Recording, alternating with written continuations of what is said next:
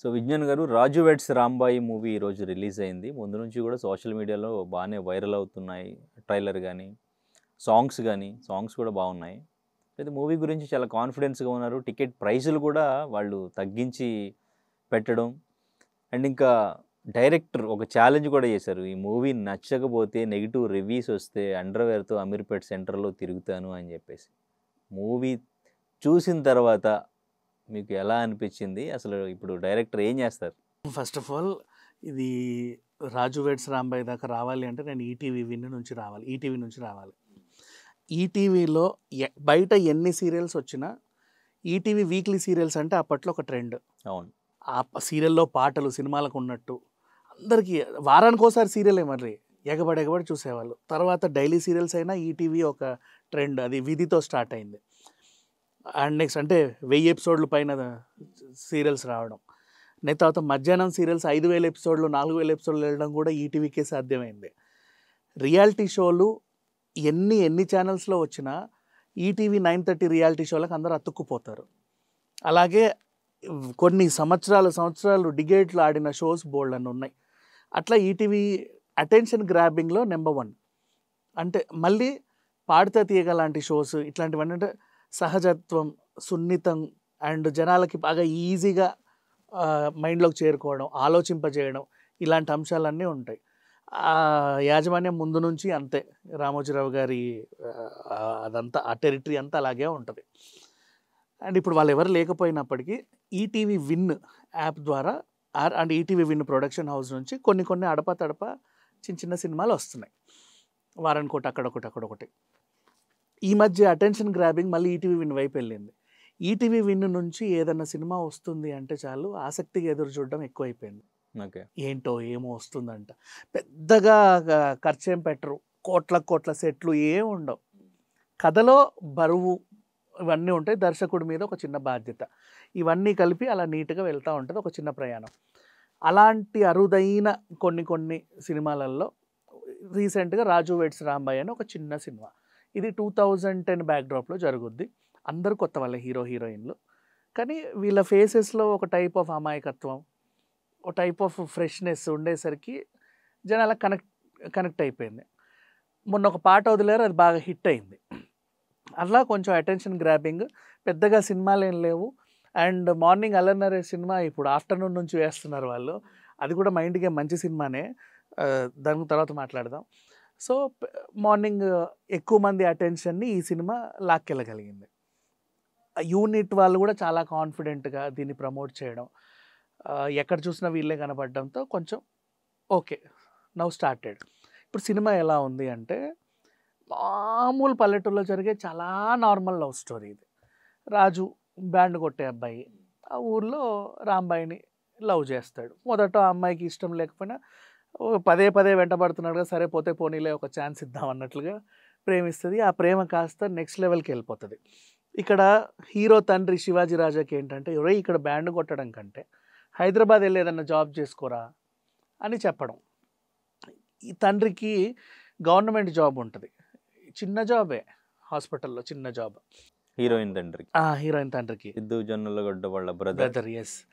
అయితే ఇక విషయం ఏంటంటే, గవర్నమెంట్ జాబ్ చేసే తండ్రులు ఏం ఆలోచిస్తారంటే, కొడుకు ఉంటే నా జాబ్ వాడికి రావాలి, కూతురు పుడితే నా అల్లుడికి గవర్నమెంట్ జాబ్ ఉండాలి. ఈ థాట్ ప్రాసెస్ వాళ్ళకు ఉంటుంది. అంటే ఆ సేఫ్టీ మెజర్స్, ఖచ్చితంగా బతుకుతారు, ఓ టైంకి పెన్షన్ వస్తుంది, ఇట్లాంటివి ఉంటాయి కదా. అలా అనుకున్నాడు. సరే ఏదైనా మంచి గవర్నమెంట్ ఎంప్లాయీ అల్లుడికి ఇచ్చి చేద్దామని ఆ ప్రయత్నాల్లో ఉండగా ప్రేమలో పడిందని తెలుస్తుంది. ఎంత చెప్పినా వినట్లా, ఏం చేయాలో తెలియట్లా. ఒకరోజు రాజు రాంబాయి ఇంటికి వెళ్ళి గొడవ వేసుకుంటాడు, ఆమెను కొట్టుతాడు. సిట్యువేషన్, నా కూతురునే కొడతావా, ఉండు నీ ఇంటికి వస్తా అని చెప్పి వాళ్ళ డాడీ వీళ్ళ ఇంటికి రావడం. ఆ గొడవలో రాజు వాళ్ళ డాడీ శివాజీ రాజా గారు చనిపోవడం. అక్కడ నుంచి కథ నెక్స్ట్ స్టార్ట్ అవుతుంది. సో ఈ తర్వాత అతను ప్రేమను గెలుచుకున్నాడా లేదా, ఏం జరిగింది, వీళ్ళు విడిపోయారా కలిసారా అనేది స్టోరీ. ప్రతి కథలోనూ ప్రేమికులు కలుస్తారు, లాస్ట్కి మనకు తెలిసిందే. ఏ విధంగా కలుస్తారు అనేది ఆసక్తిగా చూస్తాం. బట్ కొన్ని స్టోరీస్లో మాత్రమే క్లైమాక్స్ చాలా డిఫరెంట్గా ఉంటుంది. ఇప్పుడు షాపింగ్ మాల్ అనే సినిమా తీసుకున్న చాలా పేదవాళ్ళు, అందరు పేదవాళ్ళు, 7,000కి 5,000కి జాబులు చేసేవాళ్ళు. వాళ్ళల్లో ప్రేమ చిగురించడం, ఒక షాప్‌లో పనిచేయడం, లాస్ట్‌కి పాపం వాడి కాళ్ళు నరికేయడం, అమ్మాయి కాళ్ళు నరికేయడం. అయినా సరే అతను నేను ఈవిడతోనే ఉంటా అని చెప్పి అలా ఏదో అమ్ముకుంటూ క్లిప్పులు అమ్ముకుంటూ తిరగడం, అదొక టైప్ ఆఫ్ క్లైమాక్స్. ఇంకొన్ని ప్రేమ కథలు ఇంకో క్లైమాక్స్. 'తేజ' సినిమాలలో ఖచ్చితంగా గొడవపడి ఆ రక్తాలు గారుతా లాస్ట్‌కి ఏదో రకంగా కలుపుతాడు, అదో రకమైన క్లైమాక్స్. ప్రేమ కథలన్నీ ఇలాగే ఉంటాయి. అంటే సమ్ కైండ్ ఆఫ్ డిఫరెంట్ క్లైమాక్స్‌లు ఉండేవి. ఎన్టీఆర్ మొదటి సినిమా 'నిన్ను చూడాలని' ఇదే 'ఉషా కిరణ్' మూవీసే. క్లైమాక్స్ ఇద్దరిని చంపేస్తారు కొన్ని సిట్యుయేషన్. ఇప్పుడు 'రవితేజ' సినిమా 'తను రాయ్‌తో' వచ్చిన సినిమా 'ఇట్లు శ్రావణి సుబ్రహ్మణ్యం' అనుకుంటా. అదేంటి ఆత్మహత్యతోనే కలుస్తారు ఇద్దరు చచ్చిపోవాలనుకొని. ఇట్లా బోలెడన్ని సినిమాలు మనం చూస్తానే ఉన్నాం. అంటే ప్రేమికుల కథల సినిమాలలో ఏదో ఒక ట్విస్ట్. 'ఉప్పెన' మాట్లాడుకోవాలి, అదొక డిఫరెంట్ టైప్ ఆఫ్ క్లైమాక్స్. ఇట్లాంటి సిట్యుయేషన్‌లో ఈ సినిమా క్లైమాక్స్ కొంచెం డిఫరెంట్. దాన్ని నమ్ముకొని డైరెక్టర్ ఆల్రెడీ మనకి పరిచయం ఉన్న డైరెక్టర్, మంచి స్టోరీలు గతంలో అందించాడు. అదే అన్నారు ఆయన వేణు ఉడుగుల. అదే కాన్ఫిడెంట్‌తో ఈ సినిమాని తెరకెక్కించాడు. అండ్ నిజంగా బాగుందా అంటే మనస్ఫూర్తిగా చెప్తున్నా, ఈ సినిమా చాలా బాగుంది.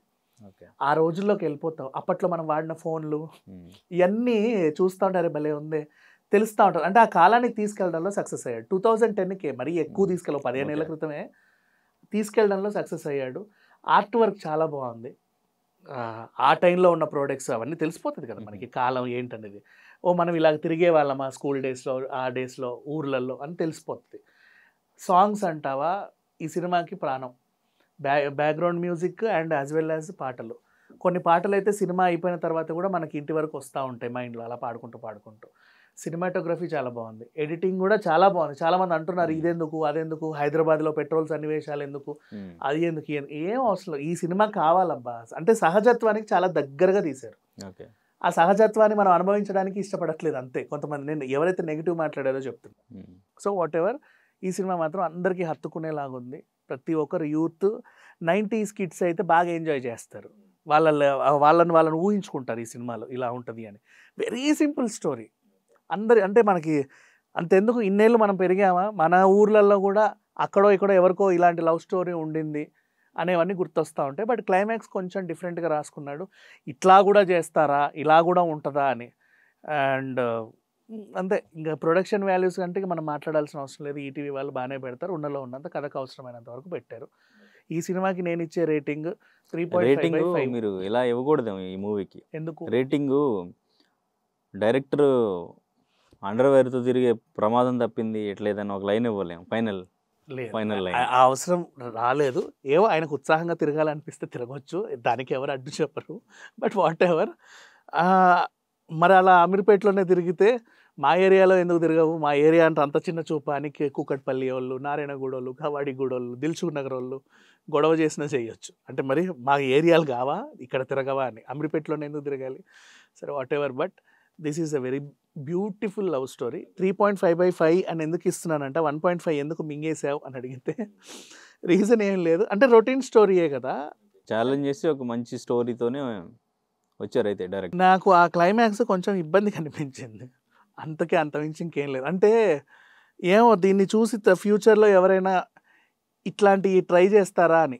అంటే ఆల్రెడీ జరిగింది కదే అంటున్నారు కదా. ఇది జరిగిందని ఈ డైరెక్టర్కి తెలుసుకున్నాడు కాబట్టి సినిమా ద్వారా అందరికీ తెలిసింది, ఇలా కూడా చేయొచ్చు అనే ఒక సలహా వస్తుందేమో అని. లేదు, ఉప్పెన టైంలో కూడా నీకు తెలియదు ట్రై చేశారు ఎవరైనా? నో యార్. అంటే ఇప్పుడు మా కూతురు వెంటే పడతావా అని చెప్పి పరువు హత్యలు చేసేవాళ్ళు, అక్కడ తన్నడం, అక్కడ ఏదేదో చేయడం, వాళ్ళకి చాలా జరిగాయి. మరీ కోయకపోయినా తన్నడాలు గిన్నడాలు బాగా చేశారు. ఏరా అంత బలుపా నీకు ఇది అది అని చెప్పేసి. మరి ఇది ఎట్లుంటుందో చూడాలి. అంటే సినిమా అంటే ఎక్కువ మందికి రీచ్ కాకుండా ఫ్లాప్ సినిమా అయితే ఇంత మాట్లాడుకోము. ఇది ఖచ్చితంగా బాగా పేలుద్దని నాకు అనిపిస్తుంది కాబట్టి భయం నేను చెప్పా. బట్ ఈ సినిమా సూపర్ హిట్ అబ్బా. Right, thank you.